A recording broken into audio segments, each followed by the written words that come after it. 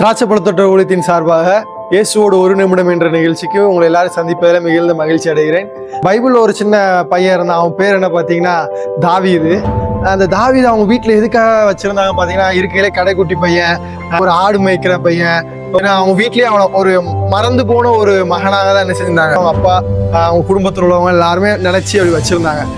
ஆனால் பார்த்தீங்கன்னா ஆண்டவர் என்ன பண்ணாருன்னா, அந்த மறந்து போன ஒரு பையனை அந்த உலகத்துக்கு அந்த தேசத்தின் அதிபதியாக ராஜாக்கள் மத்தியில் என்ன செஞ்சாருன்னா உட்கார வச்சார். இதே போல தான் நம்மளையும் உங்களையும் உங்கள் வீட்டில் ஒரு மறக்கப்பட்ட ஒரு நிலைமையில, இல்லை இவன்லாம் எதுக்கு ஆக மாட்டான், இவன்லாம் இதை கடைக்கு போகிறதுக்கு மட்டும்தான், ஒரு கடைக்குட்டி பையன் அப்படிங்கிற ஒரு நிலைமையில வச்சுருந்தாங்கன்னா, இன்னைக்கு ஆண்டவர் உங்ககிட்ட என்ன சொல்கிறாருன்னா, அவங்க மத்தியில் தான் உங்களை உயர்த்தி தூக்கி வச்சு என்ன செய்ய போகிறாரு, அழகு பார்க்க போகிறார்.